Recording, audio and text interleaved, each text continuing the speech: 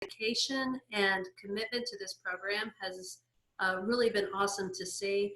And of course, Lydia, it's been an absolute joy to be able to work with you.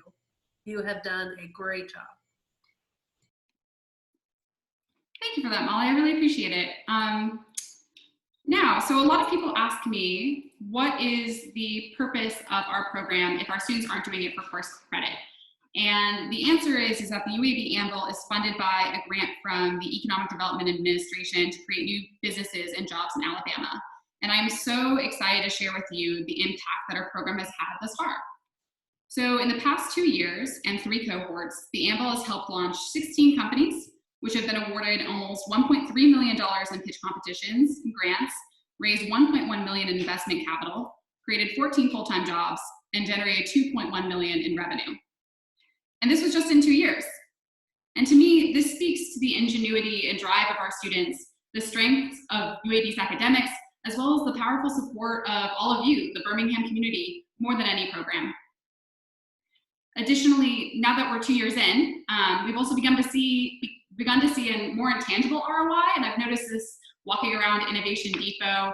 Many of our alumni work for local startups or are involved in building up the local ecosystem. And I think this is a powerful side effect of showing students all of the opportunity that there is here in Birmingham to really shape the place where they live. So I hope that as you watch these pitches today, it brings you hope during this tough time and also inspires you to reach out and support one of the entrepreneurs that you see here. That's what it's really all about. I would love for all of you to reach out to at least 1 or 2 students after today who you find really compelling if you really enjoyed their pitch. So without further ado, I'd like to introduce our judges. So first we have Miller Gergen from the Alabama Capital Network. Miller, would you like to say hi? Hi, thank you, Lydia, and thank you to everybody who has been involved in putting this together, and especially with the pivot to online both instruction as well as the competition itself. So I'm delighted to be part of it again this year, and look forward to hearing the teams. Miller, we've always enjoyed having you be involved with this program. Thank you so much for your support. Of course. And next we have Will Wright, who is the VP of Innovation at Productive Life. Will, you want to come say hi? Happy to. Yeah, thanks, Lydia. Great to be here, everyone. Looking forward to some great pitches, and excited to be part of this this massive team of really great and inspirational folks. So thanks for having me. Thanks, Will. And then finally, we have Alex Morton, who is also here from representing our sponsor, and he is the VP and Birmingham Market President for Iberia Bank. Well, hello, everyone. So excited to be part of this again. I've really enjoyed this for the past 3 years that I've been a part of it personally. I know Iberia Bank sponsored it for longer than that. And I just love how it's grown. I mean, to see to the level it is today, our ability to really pivot and go online and to keep the momentum is just a testament to how well this is run. So thanks to everyone, and look forward to seeing these pitches as well. Thank you so much, Alex.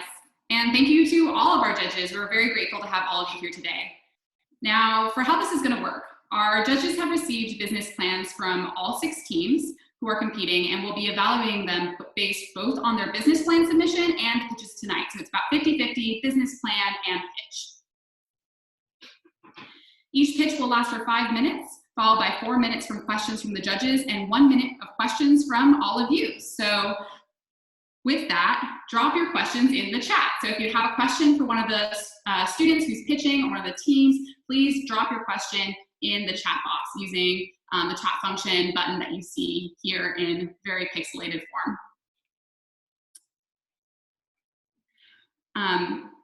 Also, while I would ask that you please keep yourselves muted, I really want to try and take advantage of this clapping function to show our students appreciation, to show them that they did a good job at the end of their pitches. They all worked super hard, and while it would be an absolute nightmare to have you all clap, actually, that is what the virtual function is for. So can we get some applause with that for our first speaker?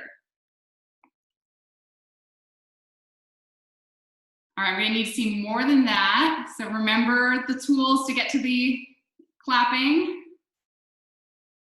All right, we got a bunch of folks. time to introduce our first speaker. All right, so first we have William Mcgowan, who is currently an MBA student at the College School of Business, and he's going to be pitching his company, See Through Glass Creek Co. All right. Well, thank you all very much for tuning in tonight. I'm about to get started here. And again, my name is William Mcgowan. So let me just share my screen right here. And we'll get started. Can you all see that all right? Yeah, all right. So my name is William Mcgowan. I'm an architectural engineering MBA, and I'm about to tell you how we're going to solve the glass recycling problem here in Alabama while improving the quality of the buildings we work, learn, and live in with our business, Birmingham Glass Creek. Today, in the building industry, concrete is king. It's the single most widely used material in the entire world. Here in the Southeast, current techniques for building structures can be a little bit such as pouring walls in place, which takes a lot of time, people, and is very reliable. The alternative to that is precast and shipping these precast pieces to job sites. These precast pieces are usually made from virgin materials sourced from a quarry, and when those quarries start to run dry, prices go up. And you know, we're in a pandemic right now. None of us are going outside, and I'm pretty sure almost any that recycle might have a recycling bin that's starting to look like this. And that's only the bin that's inside the house. Our state has an even bigger recycling problem. ADEM, Alabama Department of Environmental Management, has estimated that every year Alabamians are wasting over $1.5 million of perfectly recyclable glass by throwing it into landfills.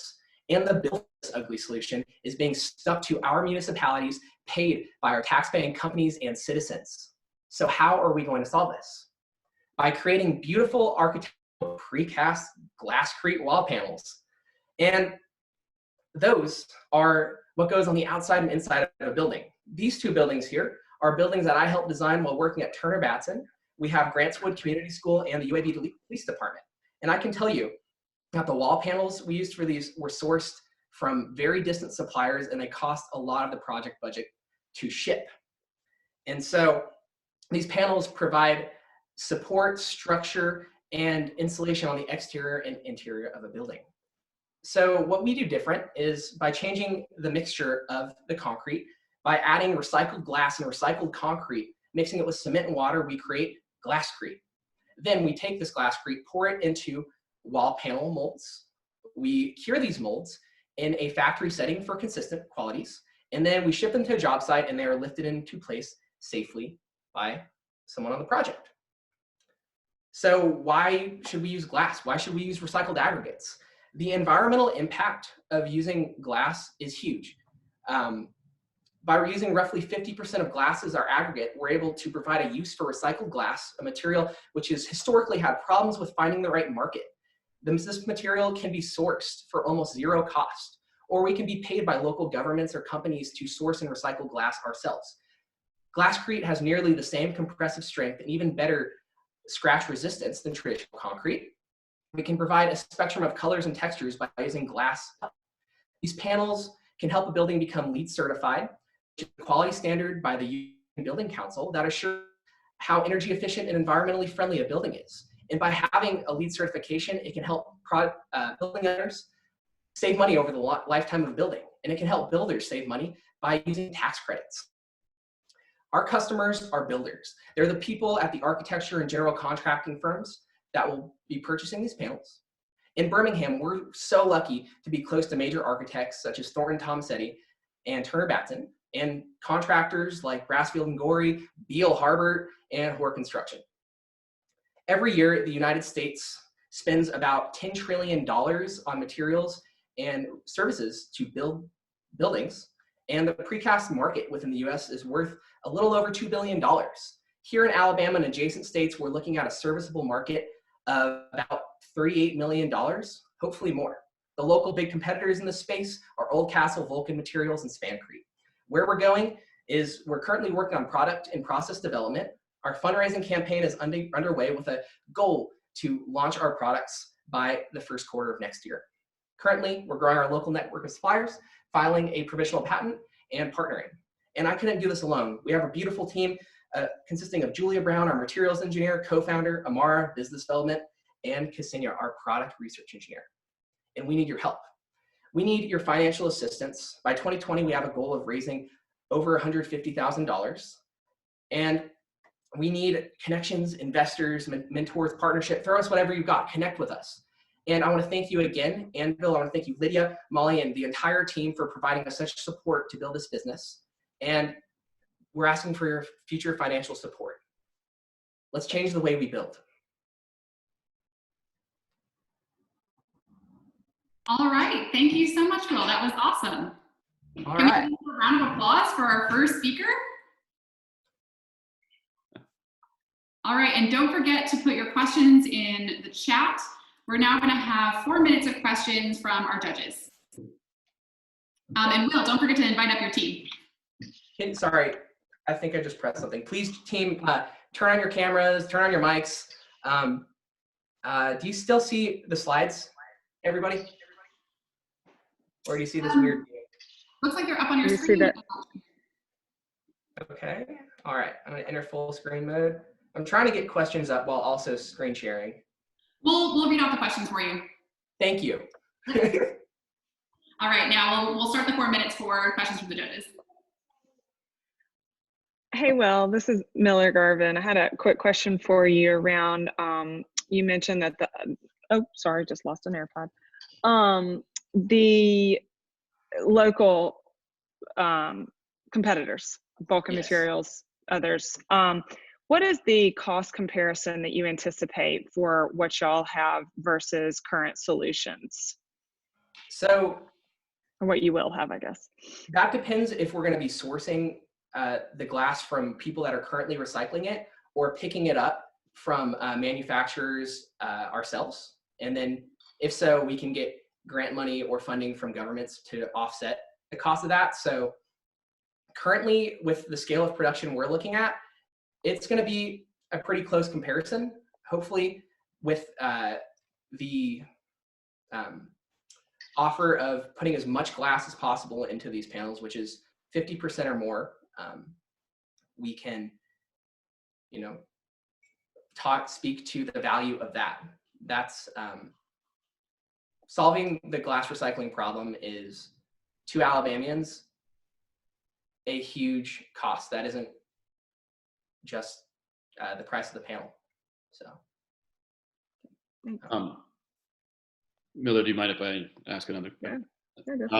Will, that's great. Yeah, I had a similar question to Miller, and so it sounds like things are equivalent in terms of value. Have you? So it sounds like this is not the first time that this has ever been done. Is there research, or are you modeling off of other economies or areas or research that has shown that these glass-proof panels perform as well, if not better, than the traditional concrete panels?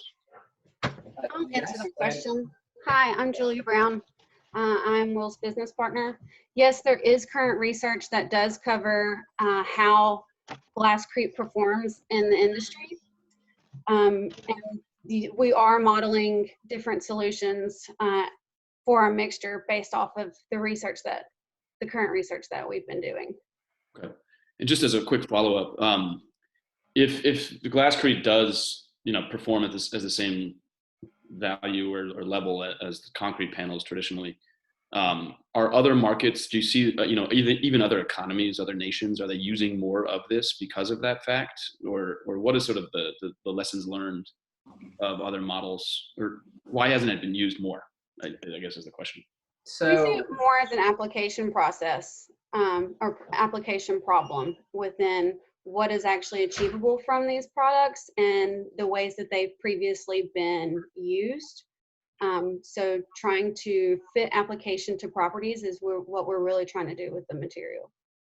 and yes, global markets, Germany actually uses a ton of glass in their concrete. They use it in foundations. They use it in wall panels.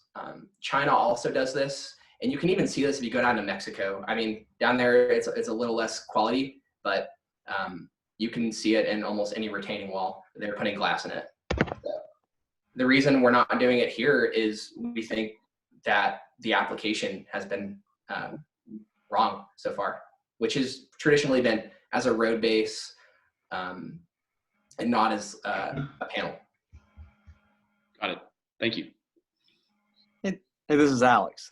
Thanks for the presentation. I think it's really an intriguing concept because I've seen, through the years, the construction materials industries have changed from plywood to OSB. I've seen people take tires and try to do something with shredded tires.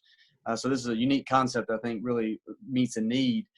But there's so much in here that's you can really pivot off of instead of going from the very beginning all the way to creating a manufacturing company. I'm really intrigued about the patent and your ability maybe on that piece of it to really focus there. And what is there a business opportunity with the patent that y'all have kind of looked at? Because competing with the Vulcan Materials of the world and so forth, how much you could be a leader if you had the knowledge base from that? Yes, in our plan, we would like to file and then license the patent to other manufacturers to be able to create these panels at a larger scale than we can do. And that will not just help, the recycling industry here in the Southeast. If Oldcastle or Vulcan starts ramping up production, this could be a model that could be sent over to different places, different states, different countries even, to create a market for glass. And no matter where you go, it's a really hard material to find the right market for. A couple of weeks ago, I was at ConExpo talking to the largest. All right, well, I'm going to have to cut you off. We actually already gave you an extra minute accidentally for judge questions, and I still want to get to audience questions. So I apologize for cutting you off. We're going to move on to an audience question. We have time to answer one. We have 1 minute. From Dave Schmidt. Hi, Dave. Thanks for logging on. What impact will transportation costs make in your business model? Transportation costs. So currently, if builders Southeast want to get some glass fiber reinforced concrete panels, they're sourcing them from New Jersey, from Wisconsin, even sometimes from Washington. There's not really any products at these local companies that's competing at the same level we're going to compete with our product. So we can offer significant transportation cost savings to projects here and around Birmingham, even Atlanta, Nashville, New Orleans. The whole Southeast could benefit from this.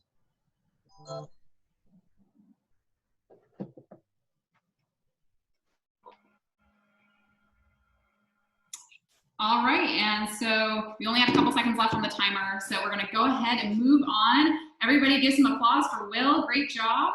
Thank you all so much. Thank you, Alex, Will, Miller, and the entire audience for watching and giving us this platform.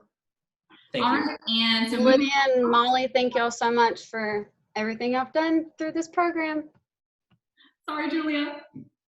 All right, so moving on right along to stay on schedule. Next, we have Mohsin Tarji. So Mohsin is currently a PhD candidate in the School of Engineering, and he is pitching his company, Jumpstart Engineering. Thank you, Lydia. Thank you, everybody, for being here. So, can I go ahead and... Can everybody see my screen? Can you hear me? Okay. So, my name is Mohsin Tarji. I'm the CEO and the founder of Jumpstart Engineering. So, Jumpstart Engineering, it's a company that provides consulting services for librarians and create hands-on engineering curriculums for teens and kids. So before I go deeper into my company, I want to give you a little bit background about myself and how I came up with this idea. So I'm from Morocco. I'm originally from Morocco, and I'm the youngest son of 2 language teachers. I speak 3 languages, and Southern, it's my 4th language. So I came to United States about 8 years ago, and now I'm studying PhD in electrical and computer engineering. So while I was doing my master, I was hired by Birmingham Public Library as a consultant and as a self-contractor and project coordinator to teach and create STEM programs. So the problem that librarians has is that they don't know how to create high quality STEM programs. So because they don't have the knowledge and they don't have the training to do those programs, which lead to kids being bored.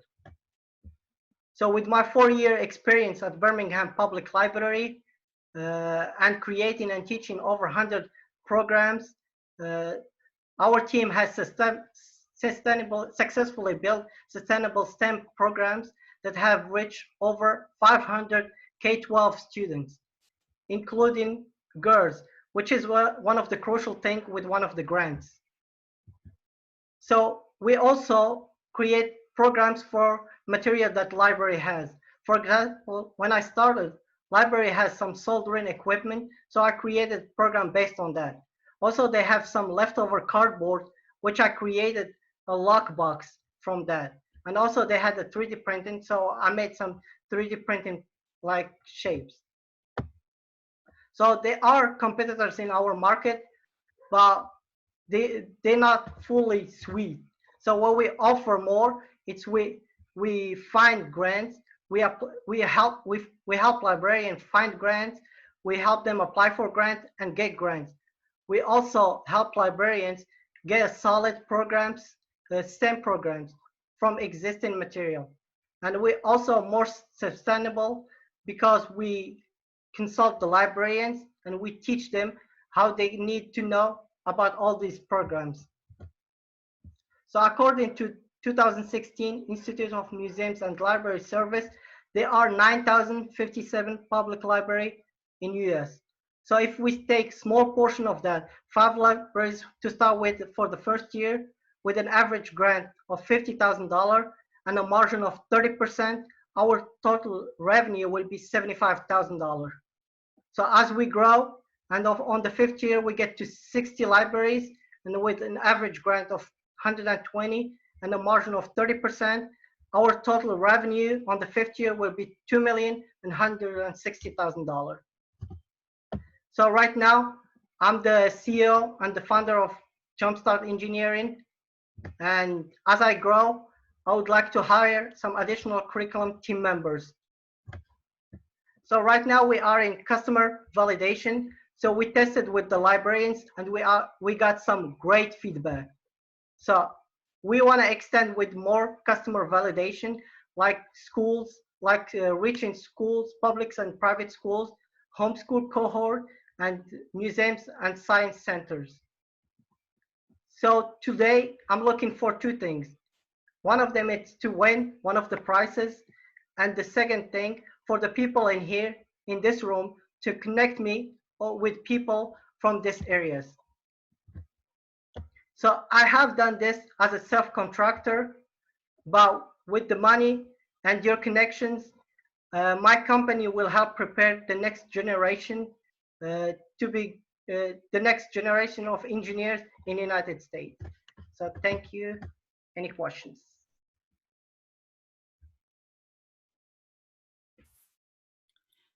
All right, great. So Mohsin is a solopreneur in this cohort. So next we'll just dive straight into judge questions. We're gonna have 4 minutes for judge questions. And I'm gonna hold my timer up to the screen so you can see how much time is left.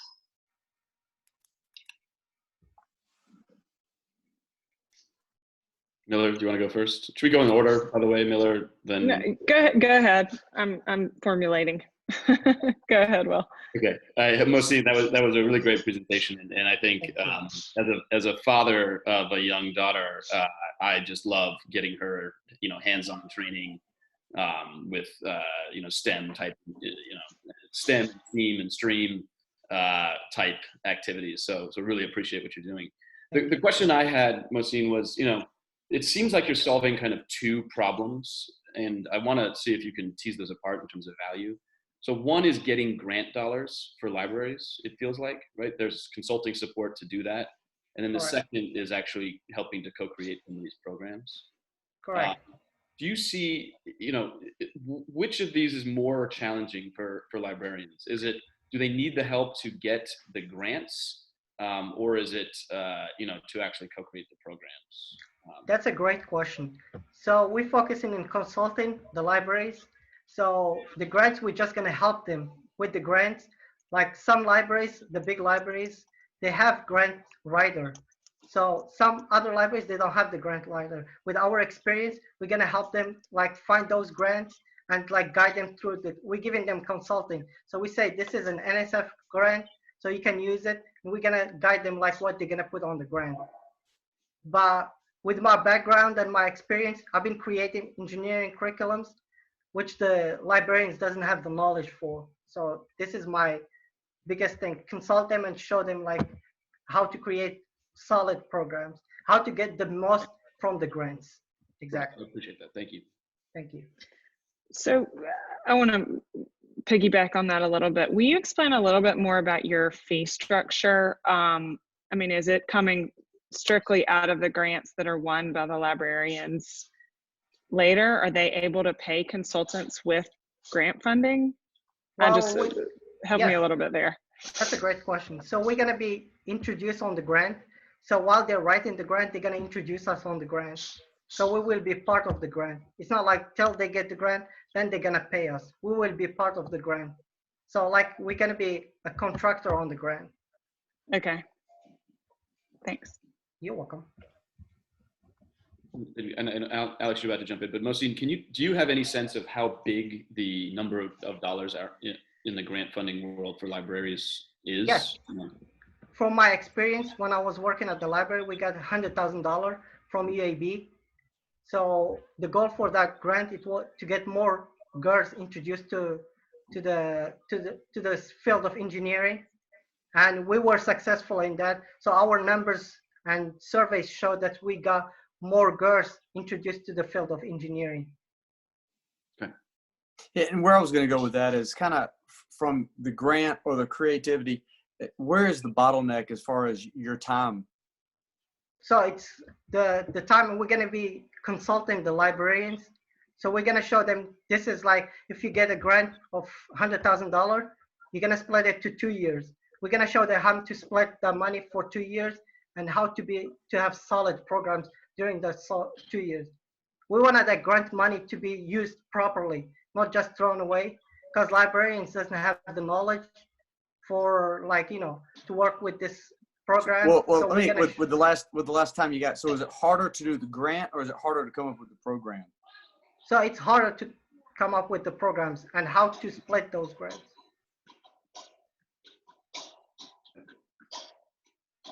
All right, and that's all the time for judge questions. Now we'll move to audience questions. All right, trying to coordinate timers here. All right, so we have a question from Robbie Tyndall. Hi, Robbie. Robbie says, very important learning opportunity. What is the teacher plan? How many full-time employees can this support? So it's a great question. So the idea, it's not, I don't want to work with kids. So the library will hire students like I was, like from university, to teach those programs. So I will be teaching students, like university students, to teach those programs. So my company will not hire those students, but they will be hired by the library. All right, so another quick question from Rachel Lane. You mentioned homeschooling cohorts as a potential market. How would you adapt your business model to serve this market? So we want to test, like if the parents will be willing to, because we want to think about online, since we have this COVID-19, we want to shift a little bit and think about it. Like if there is some homeschoolers, we want to introduce online platform too. As we grow, we want to introduce it too. But when we test in the customer validation, we want to test if parents will be willing to buy our service. All right, that is time. We're going to keep moving. Thank you so much, Mohsin. Drop your applause, Mohsin, in the chat. Also, if you are a team that is pitching, remember that you can respond. If your team members are online, they can respond to questions in the chat during the question answer portion so that all the questions can be addressed. Thank you, Molly, for that tip. Some of this we're making up as we go along. All right, so moving right along, we're going to go to Jessica Watts. So Jessica is from the School of Education, and she will be pitching her company, Houseplant Collective. Hello, everyone. Let me get started. Hi, my name is Jessica Watts, and I am the founder of Houseplant Collective, Birmingham's first mobile plant shop. You may be thinking to yourself, why plants? Well, as research shows, there's been a 50% increase in plant sales to a $1.7 billion indoor plant industry since 2016. And with my personal background as a teacher and a counselor in a family of generational gardeners, I have a passion for bringing this unexpected plant industry to the Birmingham community.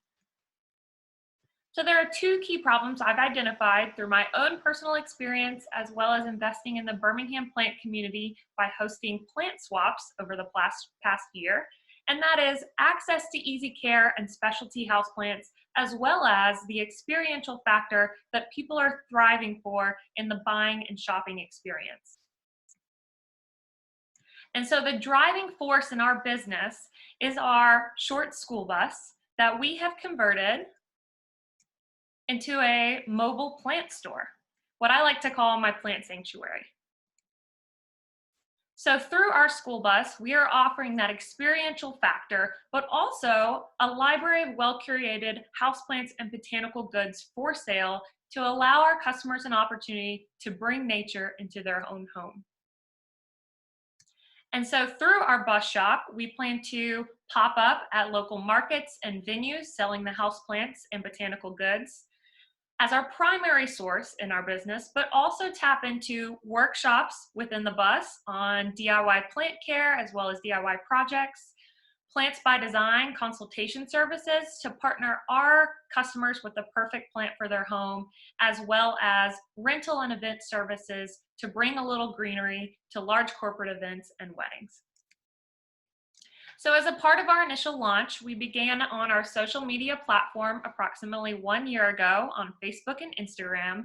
And on those, we've organically grown to approximately 2,000 followers. And with those platforms, we began marketing our plant swaps in the Birmingham community to allow people an opportunity to bring in their own plants, swap with others, and converse with other plant enthusiasts. As the COVID-19 pandemic has caused a little shift to market and event schedules, we've had to pivot our business model to our online store. And we have seen an immediate response. In the first 2 weeks of business, we saw over 45 transactions. And when we were originally crunching numbers for business startup, we know approximately 10 average transactions per month bring us to our break-even point. So we are very excited to see that this small portion of our business model brings us to about $3,000 in revenue in online sales per month. But we don't plan to stop just there. We do plan to have our primary focus with our bus pop-ups selling plants and botanical goods, as well as tapping into the consultation services, workshop tickets, and event and rental services. But we do plan to continue offering our free events with the Birmingham Plant Swaps to not only continue building the Birmingham plant community, but also telling people what Houseplant Collective is all about. So where do we go from here? We hope to continue growing and strengthening our social media and web presence to build our customer base, as well as with additional funds, finalize the last pieces of our bus conversion with a bus locking system for safety, as well as sustainable system with solar power panels. And then lastly, with additional funds, we hope to grow our inventory base by curating local goods from Birmingham artisans, as well as creating a library of even more specialty houseplants.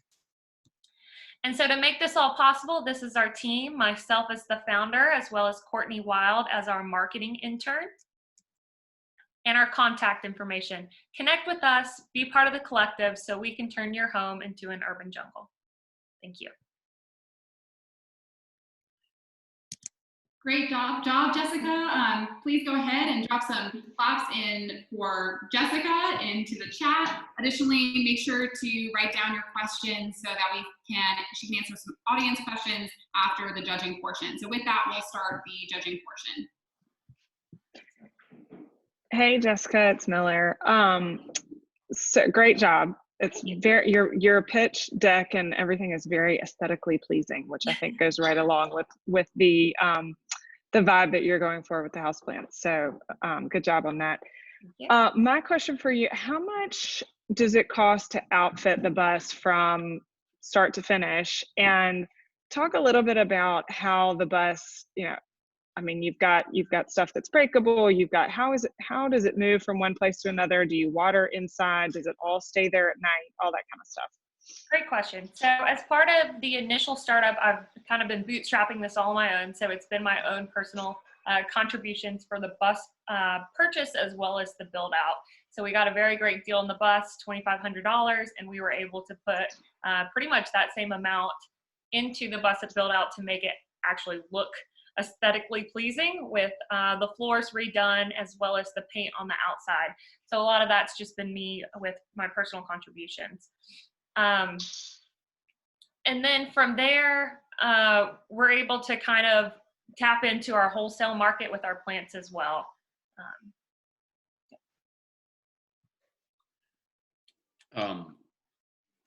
Miller, do you mind if I ask a question? Yeah, go for it. Hey, Jessica, this is Will. Yeah, I agreed. Great presentation. Very aesthetically pleasing. I was joking with myself. I think I count 5 houseplants in my place right now that I can see. So definitely get that. My question, it seems like you're going in and take this for what it is, but it feels as if you're still going in sort of many different directions at this point. And I wonder if you could give us some sense of where the true sort of value is, and if you're still experimenting with that, that's fine. But I'm hearing kind of, purchasing plants out of the bus. There's also an online component. This plant swap idea. I guess I would ask you to sort of think about that a little bit, and then also just think about your competition. What have you learned from them, and how is the bus, competing with? You mentioned in your pitch deck, shop or some of the plant stores in town, like Home Depot, maybe. Right. Yeah, great question. I think, and this has been brought up a couple times, and this is still kind of a work in progress for me, but the primary focus of the business is the experiential factor with the bus popping up at markets and breweries and different events around Birmingham. So these other components, the workshops, consultation, and the rental services, are just something I could potentially tap into at a later time, but the primary focus is on the event pop-ups. Now, since that's had to shift a little bit away from live events into the online store, we have seen a lot of value with that, because we are able to directly deliver plants to people's homes. But I think what does make me a little different from our competition, such as the shop and Botanica, is that experiential factor with the bus actually popping up at places to where people live, work, and play, and they're able to get their greenery right in hand there. With the final 30 seconds, I'll jump right in and just say I really love a pivot, and your ability to kind of move right now and to show some profit, even to go online is a testament. Tell me though about the subscription. I think that's an interesting piece about your business. Is that the longer term play where you can really make some money? Yes, once again, that is one of my longer term ideas, but the subscription service would allow a monthly kind of delivery of a plant to a person's home, or by a pickup location. So they're able to get a new plant each month. Right on time. Yeah. So moving to audience questions, we have a question from Dorothy Ogden. Hi, Dorothy, I hope you're well. What impact do the services and programming offered by the Birmingham Botanical Gardens have on your business plan? Great question. So a lot of their resources are free, but there are some that are only open to member services. So with this allows a customer to connect with a single workshop rather than doing a full year membership with the Botanical Gardens. But I would love to partner with them to also do pop-up events with plant sales as well.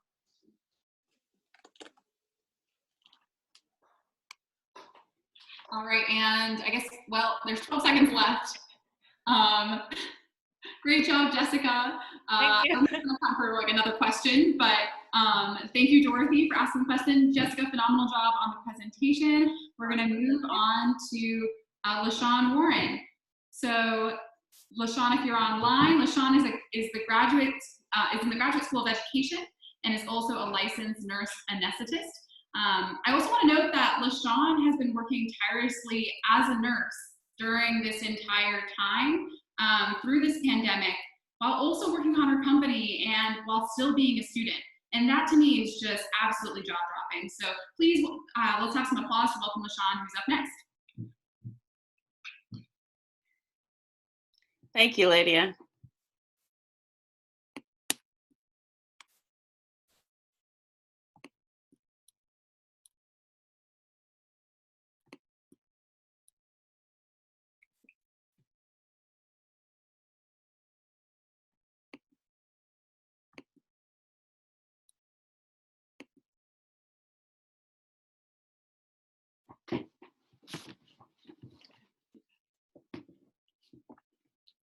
Good evening. My name is Dr. LaQuitra LaShawn Warren, and I am here to talk to you today about Southeast Seminars. We are a company that offers continuing education credits and test preparation for Certified Registered Nurse Anesthetists, or CRNAs. So let me tell you why I even began this company journey. Well, growing up, I didn't have very much. So I knew that early on that education was going to be key for me to rewrite my story. I worked hard and studied even harder and obtained my first master's degree in quality improvement and outcomes. And I eventually was the first African-American graduate of the Stanford University's nurse anesthesia program. Just last year, my fourth and hopefully last degree, I received my doctorate. And that's because I love teaching. And that's why I decided to have this company.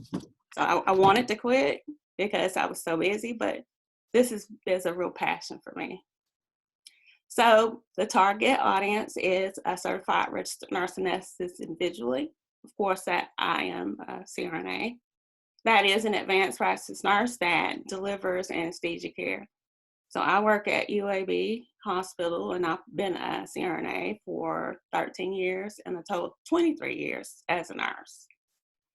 And here lately, we have been coming to fire about increasing our continuing education. So that's CE credits, and that's what Southeast Seminars provides. And the reason why is because CE is basically the documentation needed to prove when you recertify that you are getting adequate training in the different areas that they require. Additionally, the National Board of CRNAs have added a new test that you must pass. And if you don't pass, then you stand to lose your income because you can't no longer practice.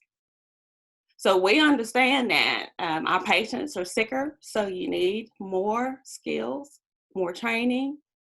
However, the problem is these mandates have occurred so abruptly that CRNAs feel like they are afraid that because of the lack of resources, the test is new and we don't know a whole lot about the test, that we just won't be prepared.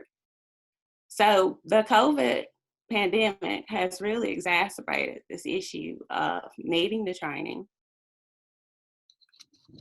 So we have come up with a solution of providing seminars that address the resources. So providing the test preparation as well as the continuing education credits that are required to try to help the CRNAs feel at ease about meeting the qualifications. So now is the time for Southeast Seminars because the mandates take effect this year for next year. Also, the COVID pandemic has really exacerbated our need for training. So what have we done? We originally had traction or webinars planned for later, but we had to move them up because there was such a need for things we did 3 different seminars, and it was about 30 people total that attended, and they were free in exchange for placement of their contact information on our email list so that they could be alerted for other products later. So we talked about hand washing, different techniques, and then PPE, which is personal protection equipment, and how you take on and take off that equipment. And then we intubate. So we have this more extensive techniques that we have to use to cover up so that we don't get sick. So the marketing funnel that we used was that it's going to be from the bottom up. And there is about 15,000 CRNAs that's around the Southeast area that we want to especially try to funnel through. And if everybody were to purchase our seminars, it would give us a pretty good revenue.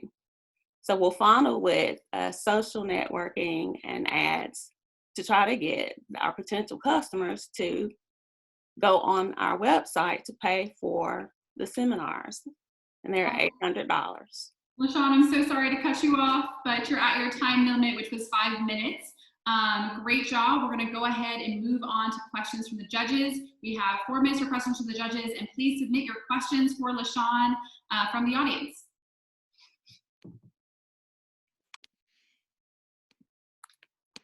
Hey, LaShawn, it's Miller Gervin. Great job, and good for y'all for being able to move into the webinar space earlier than what you anticipated. I know you offer those for free, and were CRNAs the only ones that attended those 30 people? Were they all CRNAs?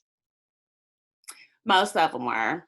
Okay, I was just going to ask if there's it seems like there's a much larger audience that you could be marketing this to. Yeah. I know the testing is CRNAs, but that is the plan. The plan is to start small. So I started in my own area, and then I would like to expand to other advanced practice and then nursing as a whole. So if you do that, of course, that's good revenue, but we'd have to beef up our team. Gotcha. No, I applaud your staying in your specialty initially. The only thing I ask though is I work really hard making a video that I would like for y'all to just take the time to watch. And it's just a little bit of glimpse of my coworkers and some of the things that we went through. And I appreciate everything. Great. LaShawn, that great presentation. And it seems like you really hit on a need.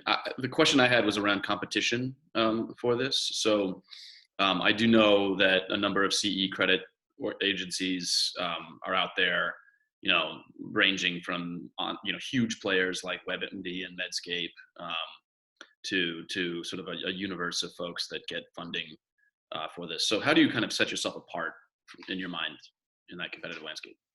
The most popular test prep courses it's called Apex and then Valley Review. And they don't provide CE credits that's required for recertification because they were geared towards students. So students don't need CEs, so that's why. But our company offers the CE credits that's needed plus test prep. So we're the only company that offers both right now. I get it. So CE credits and test prep. Yes. So you can take your test prep, but we'll give it in such a way that you will still receive the CEs. I think that's a great point. To kind of piggyback off that, what are the barriers to entry to get qualified to be able to be a seminar company that you're achieving to be? What are how does that protect your competition as well? But how tough is it to get to the point where you are? Of course, you have to have the credentials. And then a lot of the times they require for you to be pre-approved through the National Board of CRNAs, which I am a member of. And that's another reason why I would be a good person for especially doing the test prep, because no one has ever taken this test. And so sitting on the board, it gives me an idea of the questions that will be asked to prepare the CRNAs. Well, I love the business idea. It's just a combination of your kind of passion to teach as well as being a nurse. And it kind of looks like it brings the best of both worlds for you. Yes.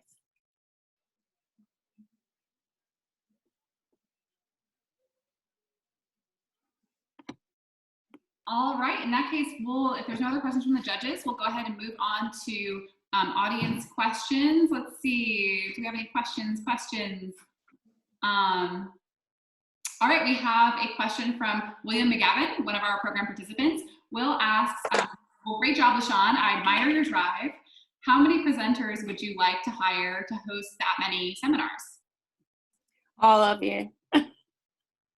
We've got some good ideas in this Anvil program. I'm going to try to keep in touch with everybody, because if I can help anybody, I will. Oh, so you're saying you would hire all of the Anvil participants? If I can. If there's some issue, because we had a lot of like tech guys, I would definitely. Different marketing. Absolutely. I think that's one of the benefits of this program. You get connected to great talent. Thank you so much, LaShawn. If you want to share it, I saw the video. I know you worked really hard on it. If you want to go ahead and share the link for that in the chat, or if you don't have a YouTube link yet, you can make one and I will share it out to the entire group following this event. All right, thank you so much, LaShawn. All right, next up, we have John McCall-Pitts. John is a management information systems with a concentration in cybersecurity major. Tonight, he'll be presenting his company, Jupiter. So please welcome John McCall-Pitts. Hey, how y'all doing today? Just gonna share my screen here.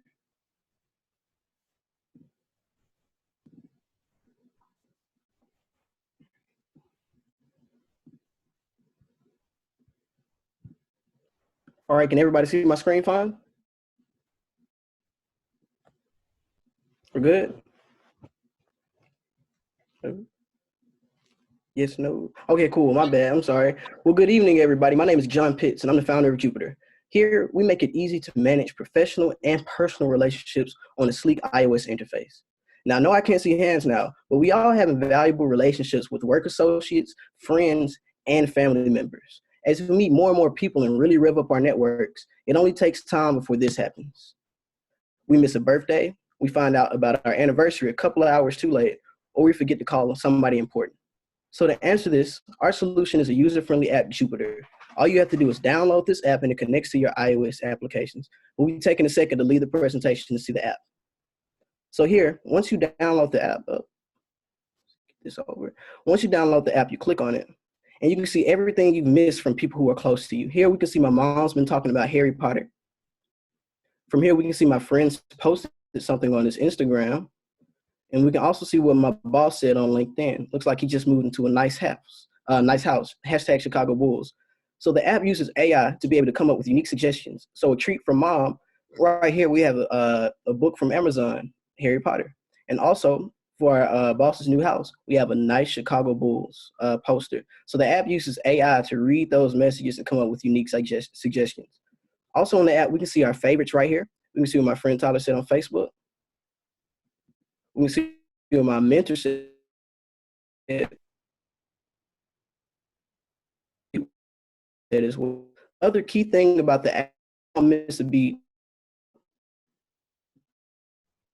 The thing in a sentence as a crime person with their conversation history, learn more about the life, and see some suggestions. And because this takes the place of a regular phone app, we still have a keypad on there.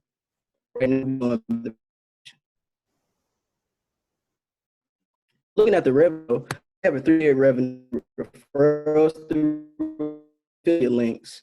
The second way is subscriptions from upgrading to premium. And the third is contracts with institutions who would like to increase worker-student collaboration.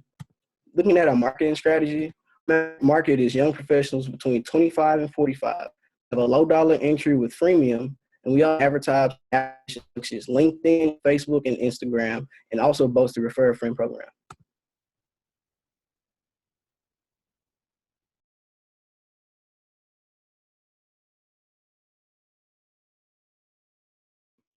All right, everyone, it looks like John, unfortunately, is having some connection issues. We're going to see if he pops back up in a minute. We'll allow 2 more minutes to see if he will get back on, and then we'll restart the clock from where we left off. Everybody's dealing with different, bandwidth and Wi-Fi, and so we want to make sure that we give him a fair shot. We're just going to hold on for 2 minutes.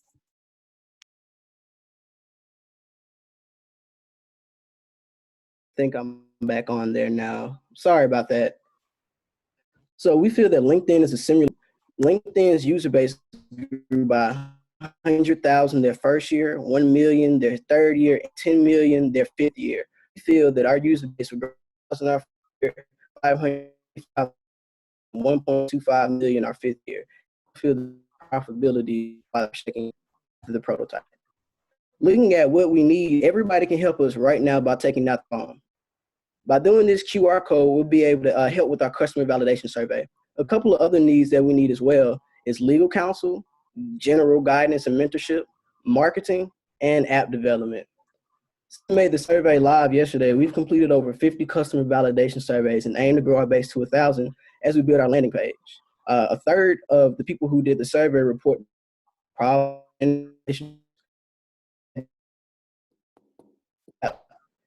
75% said they would pay monthly for that app, and out of that 75%, 60% would pay $2.99 or more for this application.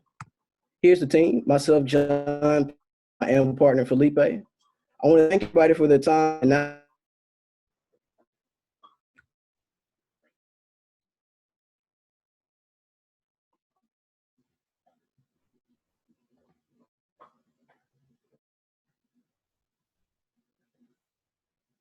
All right, John, we lost you for a little bit at the end there.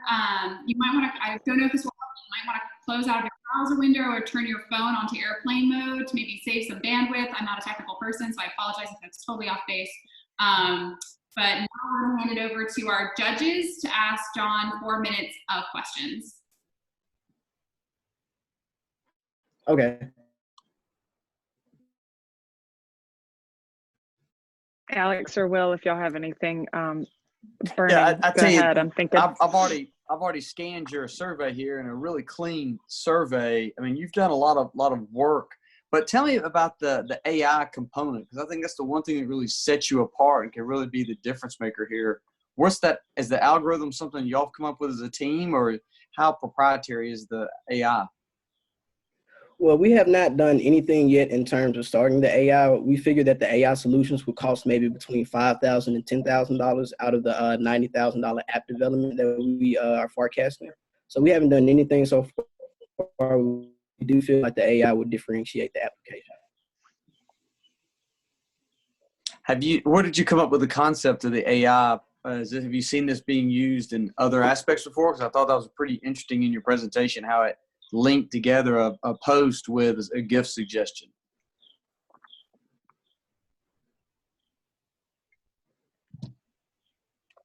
And Miller, I'll be quiet. I'm sorry, I broke up a little bit, but the AI, the problem.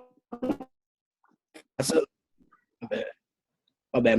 My internet's going in and out. But I heard the tail end of that question. I came up with the AI because I deal with a lot of different groups. I'm in a fraternity. I'm also in a lot of different cohorts and things like that. So managing everybody, it's really difficult to just have a beam or fix on everybody. So using something like a personal assistant or AI in this type of application really helped me become a better person and manage these relationships organically.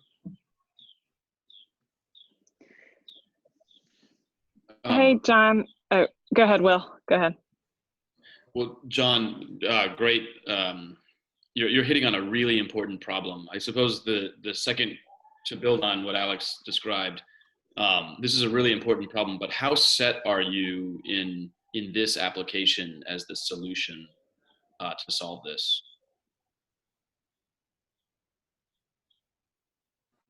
You said how set was I in the application? That's right. I suppose, there still could be a number of different ways of solving this problem. And I wonder if before you kind of invest a ton in building out an application like this, have you considered other ways of approaching this? I have thought initially about just a plain web page, But because people usually use applications a lot, well, I find out that a lot of people use applications because applications are so easily accessible and everybody has their phone, but everybody doesn't carry around their laptop, unlike their phone. So by using an iOS application, specifically iOS, we feel that it will be better connected with people and more used. John, can you talk a little bit about the revenue model? I know you mentioned the gifts, and I yes, with the imagine revenue that's model, again, it's, let me go to that slide.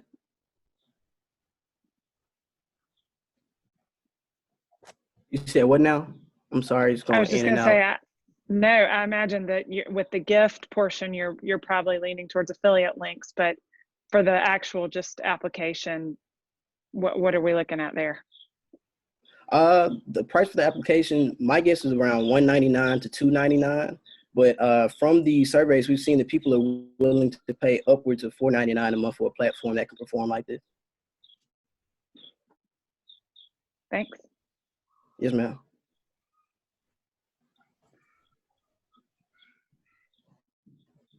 Hey, I guess I'll jump back in with the last 20 seconds. So the AI is something that you are currently using, or it's something that you look to develop?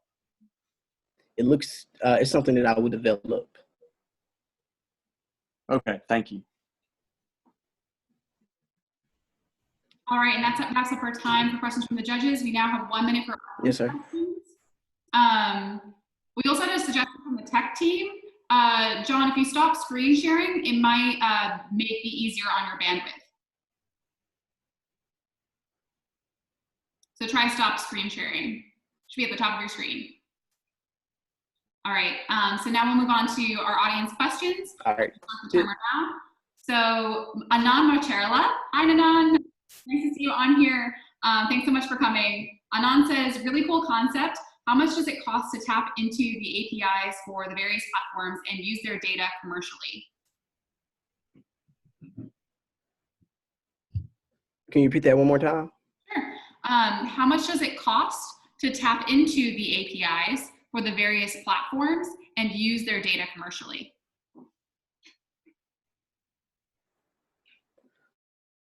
About that. We're still in the concept phase, so we have now worked out through the practicality of affiliating with different iOS applications. We feel that it should not be hard because so many other applications link with other applications and talk with each other. All right, so moving on to a question from Dorothy Ogden again. So will you be able to use affiliate marketing to get a benefit for referrals to products from Amazon and other retailers? Yes, that is actually the first stream of revenue that we plan to use. The affiliate links will be available to both premium and freemium, so we won't be missing a beat there at all.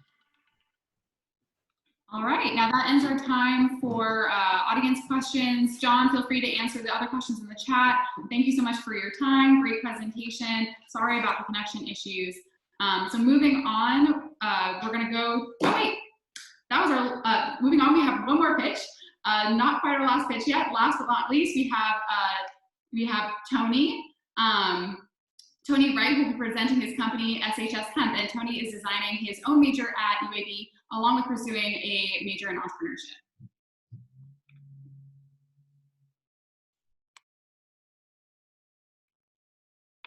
I'm trying to. Hello, everybody. I didn't realize so many people would be here today, but it's lovely to see you all. Let me share my screen here.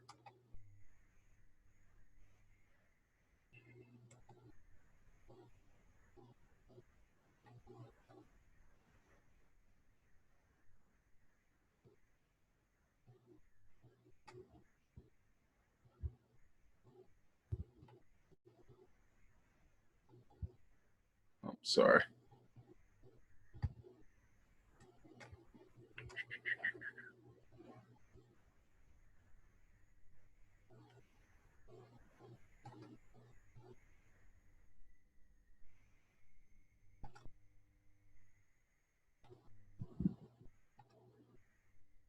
Okay, sorry about that. So the name of my company is Stellar Holistic Supply.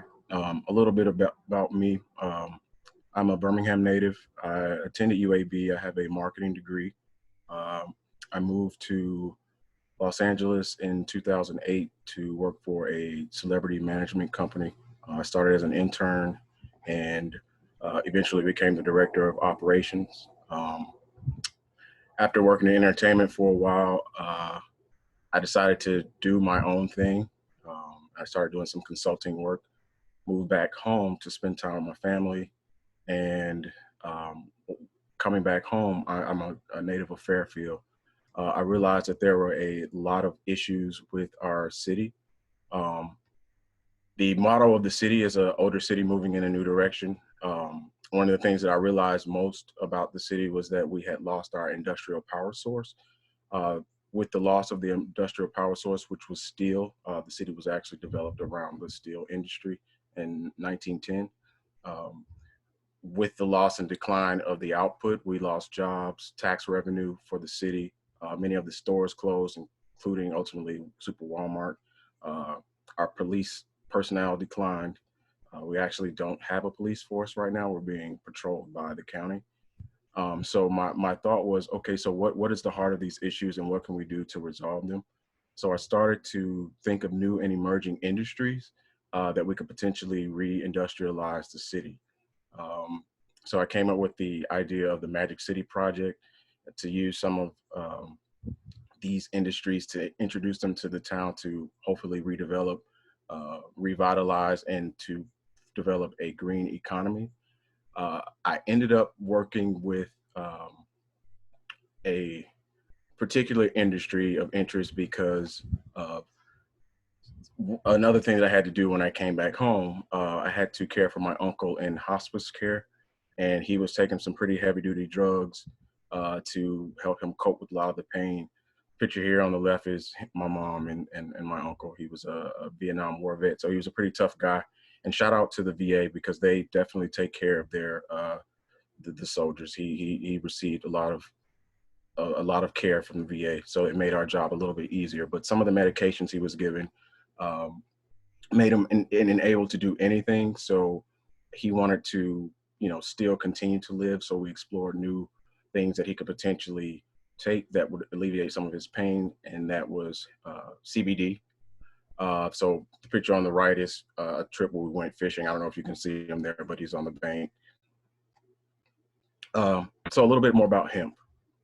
So hemp is sustainable and completely legal. In the year 2016, Alabama actually legalized hemp. We have an industrial hemp research program that's currently active. Some of the many benefits of hemp are you can make textiles, paper, foods, a lot of industrial products, building materials. Our focus will be on the medicinal piece. So what are some of the problems that we have to deal with in the therapeutics of hemp extract? Number one, the biggest thing is poor packaging. According to the Journal of American Medical Association, they released a study that said that 70% of the current packaging is mislabeled. So a lot of the information on the current products that are on the market are inaccurate. The branding is fine, and a lot of the products look good, but what's actually in it is incorrect. High cost, it's really expensive. For a really high quality bottle of hemp oil, you're looking at about $100. There are several quality control issues, and past prohibition has made it difficult for people to even try CBD because there is a lack of education in its benefits. So what's on a consumer level, what is the biggest issue? It's pain, from arthritis to inflammation to mood, headache. A lot of people are just dealing with pain. So what is the solution? A transparent, high quality hemp product distribution system, essentially an Amazon for hemp derived products. Amazon currently doesn't sell CBD products, and I would assume that is because of the transparency issues and false advertising on a lot of the products that are currently being sold. So how do we get this started? Well, we'll be producing some products, and these are some of our initial product offering: infused edibles, topical rubbing creams, and oils. And our products will be tagged with a unique digital ID and product tag. What's our market differentiation is our tagging system. So people will have access to product profile that'll be located on the blockchain system. So with the product profile, that can include the sourcing material, where it came from, or where the seeds originate from, the farmers that grew it, the processors that processed it, research, and other adequate information that would help people make better decisions about the products that they're purchasing. So our revenue streams, we're going to start with direct sales because we have a lot of testing that we would like to do. Bottle oils, infused edibles, and salves will be our first products. All right. And I'm at time, so I apologize. But if you have any questions, my partner Jay Chin and I are happy to answer any questions you may have. All right. Thank you so much, Tony. Sorry I had to cut you off, and now we'll move into 4 minutes of questions from the judges. Hey, Tony. It's Miller Gervin. Did I take myself? Yeah, I did take myself off mute.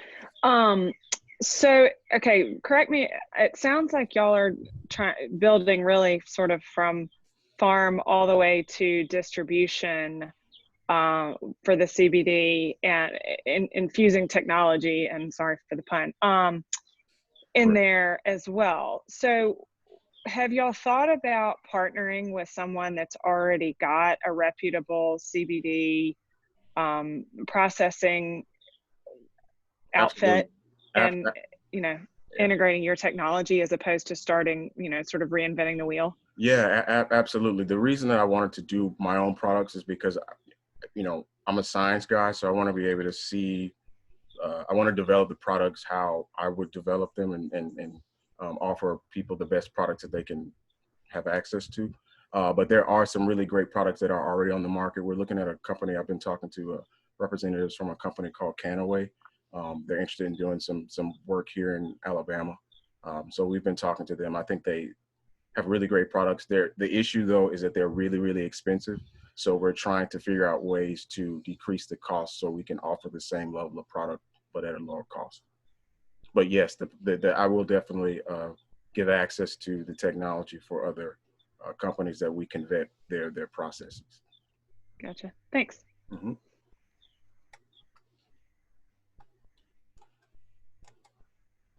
Yeah, Tony, this is Will.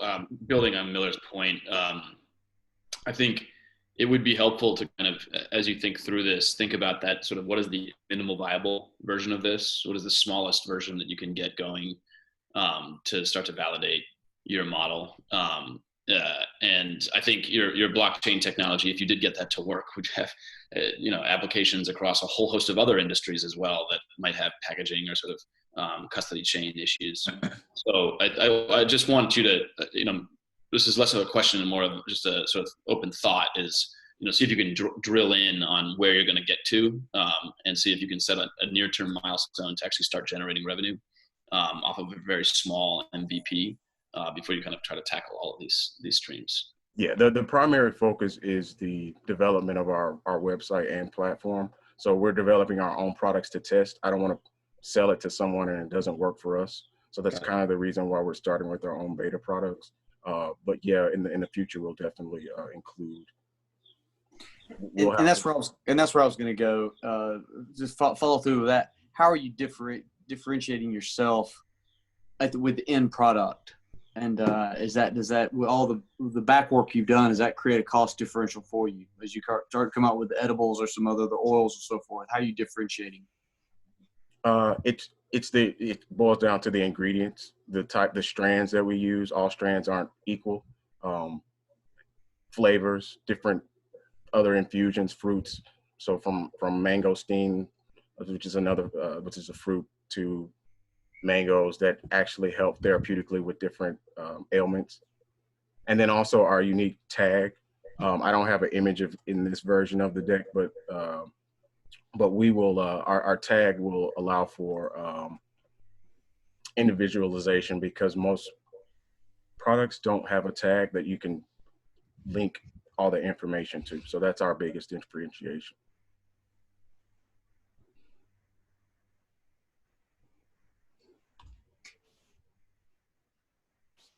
Any other questions?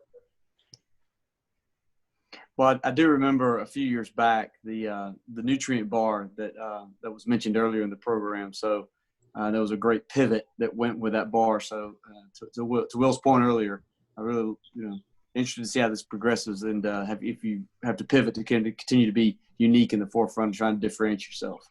So thanks. Thank you. All right. Thank you, Alex. Thank you, Tony. We are going to move into audience questions. We actually have a question from our tech team. So we've had a tech team helping out all night, and the tech team asks, great idea. Do you plan on partnering with local hemp farmers in Alabama? Absolutely. So the goal is to be able to connect all the hemp farmers, the seed distributors, and the retailers to have a centralized place where we can do business. Because right now the system is super fragmented, and not everyone knows what everyone is doing and how to reach them. So the goal is to connect everybody so we can do business here for the state. All right, and next we have a question from Willie Mcgowan again. He asks, it's been exciting to watch this develop. Are you looking to process agricultural hemp core fiber as well as extracting the cannabinoids? Say that last part. Are you looking to process agricultural hemp core fiber as well as extracting the cannabinoids? Absolutely. So one of the issues is that most of the hemp here in the city or in the state is being processed just for the cannabinoids. And then there's a huge mass of biomass that's remaining. So that biomass can be used for several different things, a lot of different things, including for building materials. All right, and we have 4 seconds left, so we'll go ahead and stop the timer. Thank you, Tony. That is it for all of the pitches that we have today, but don't go anywhere. We are going to announce the winners on this call, but we do need a break to let our judges deliberate. So for that, we're actually going to break you all into breakout rooms. And don't worry, we have some icebreaker questions for you to chat with your group. We're going to try and simulate some virtual networking here. So what's going to happen is that you're going to get a little alert on your screen. It's going to say, would you like to go to this breakout room, and just accept it, and then we'll go out into breakout rooms. Sound good to everyone? Can I get some thumbs up? Awesome. All right. Great job, speakers. We'll be back in a moment. Breakout rooms? Okay, breakout rooms in a couple seconds. All right, let's try.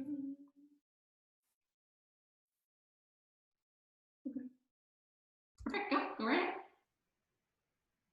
All right, they're running.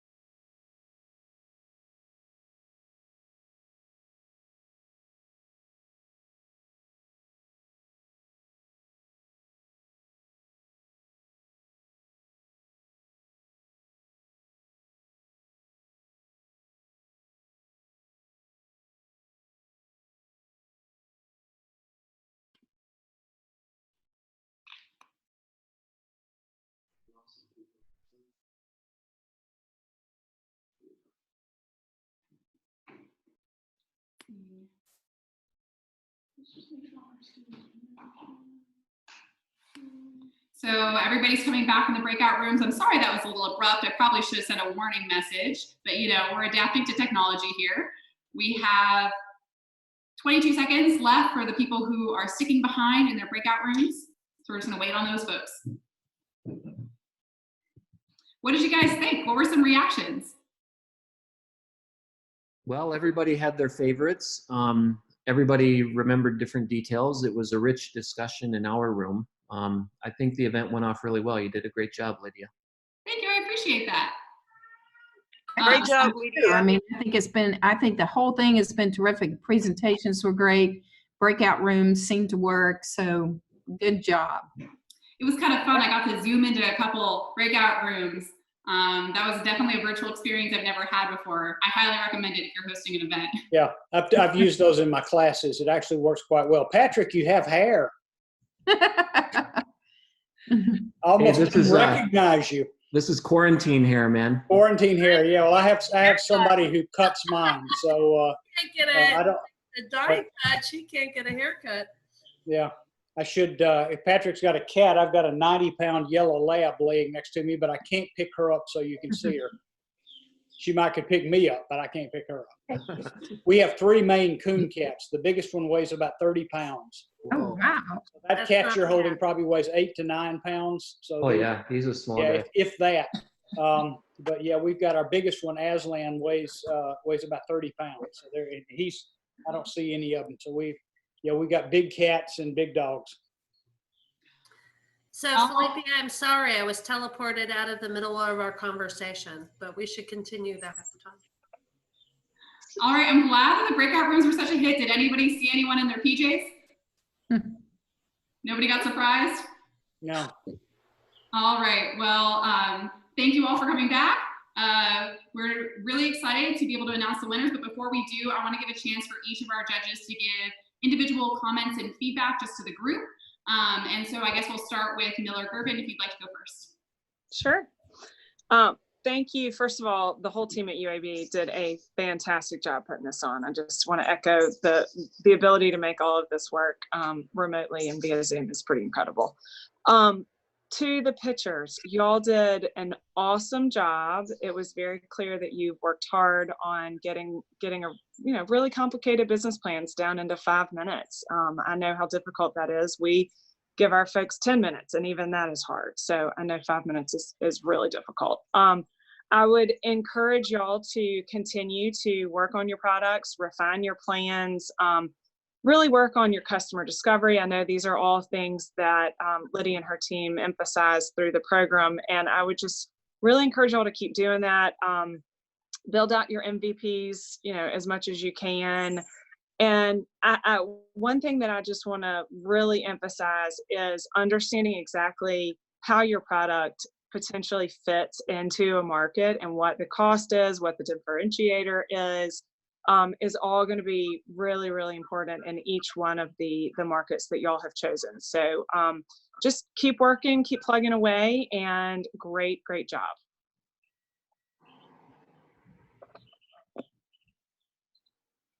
Thank you. Thank you.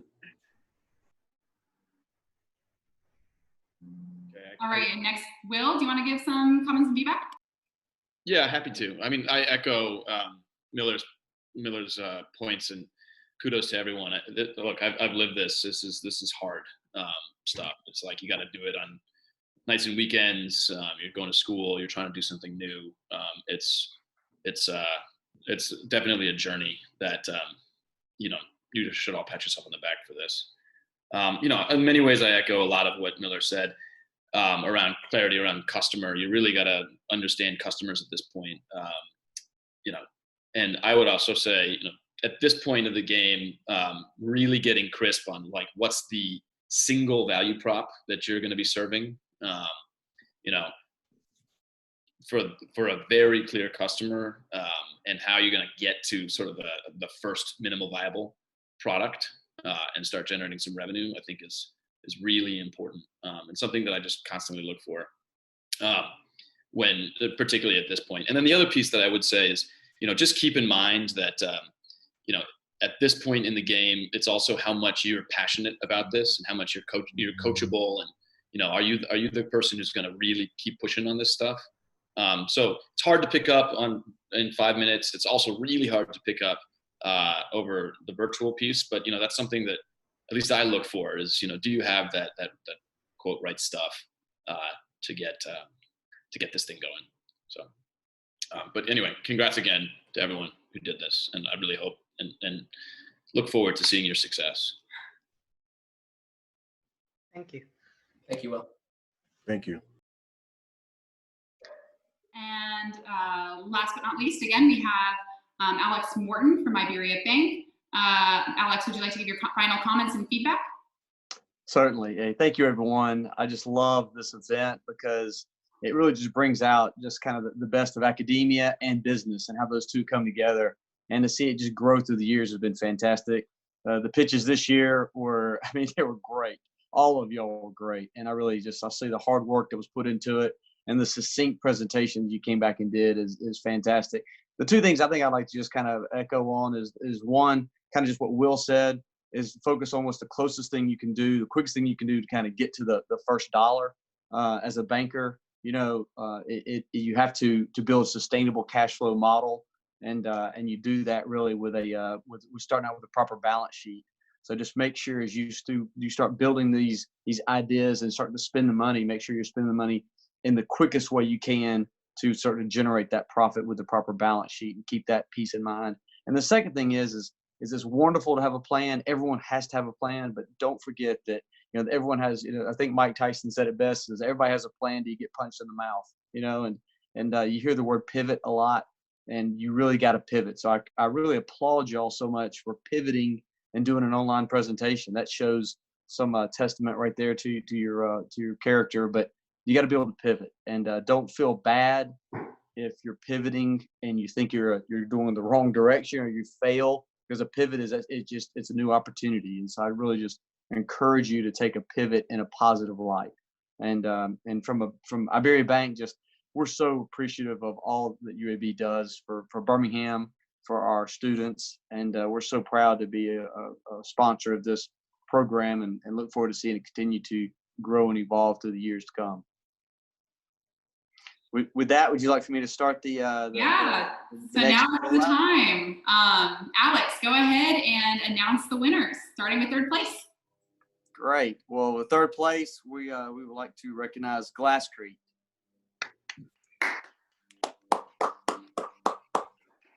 All right, would the Glasscrete team like to come up and say a couple words? Thank you all so much for listening, for investing in us, for giving us financial support, for everything. I'm beyond words. Thank you so much. Thank you very much. I don't know. I have no words either.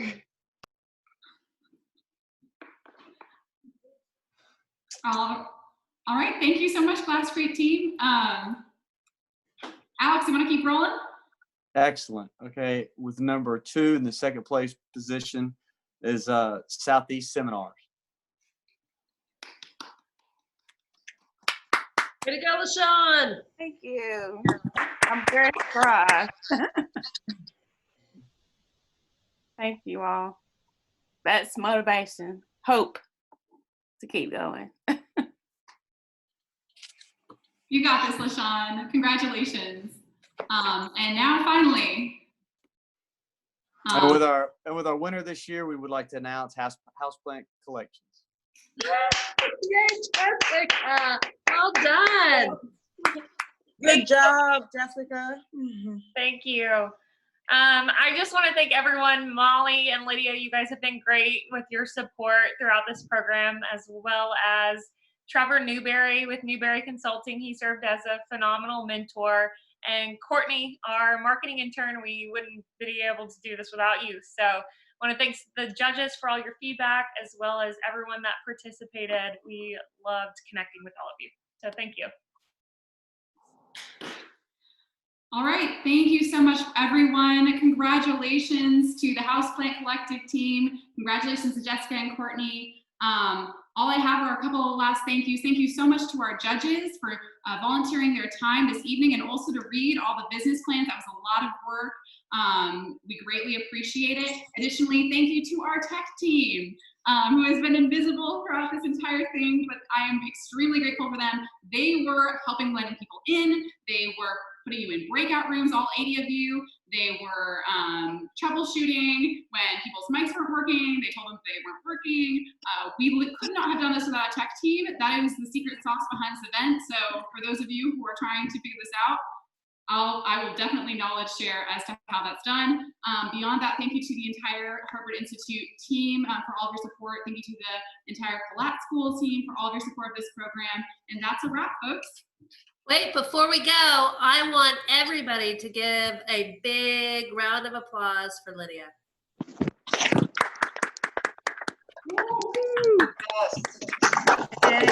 Great job. Lydia, you are awesome. Awesome. Thank you so much, Lydia. Thank you. You're the best. Thank you, Lydia. Fantastic job. Thank you, Lydia. Thanks, guys. And also thank you to Keith, who was our pitch coach. I forgot to mention, Keith, you were wonderful. You whipped us all into shape.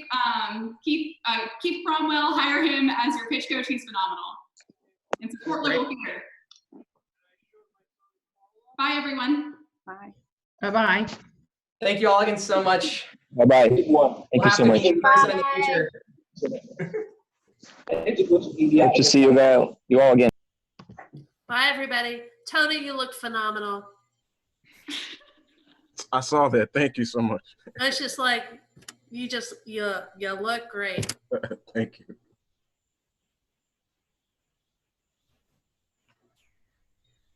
And thank you for your notes and everything. I'm still digging through all the things you guys had to say. I've just been trying to keep up with the pace of the program, but I'm addressing a lot of the notes that you had. So thank you for taking the time to do that, truly.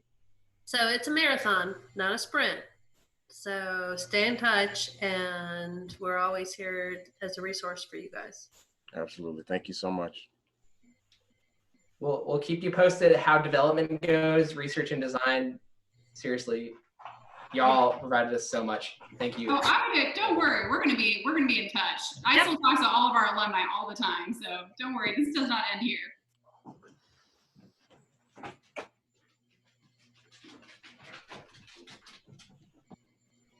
Lydia, you did it. I hope you get to enjoy some sleep. Thank you. I appreciate that. Yep, this was definitely a nerve-wracking